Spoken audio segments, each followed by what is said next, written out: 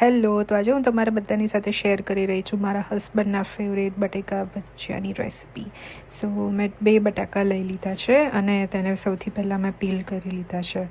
બંને બટાકા પીલ થઈ જાય એટલે આપણે તેને ચોપ કરી લેવાના છે સ્મોલ પીસીસમાં.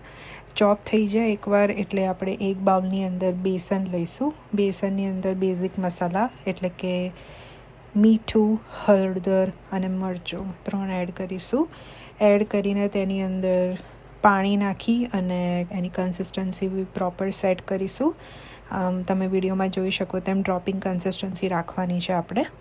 અને થઈ જાય ડ્રોપિંગ કન્સિસ્ટન્સી એટલે તેની અંદર આપણે બટાકાના જે પીસીસ કર્યા હતા તે એડ કરી દઈશું અને તેને ડીપ ફ્રાય કરવાના છે.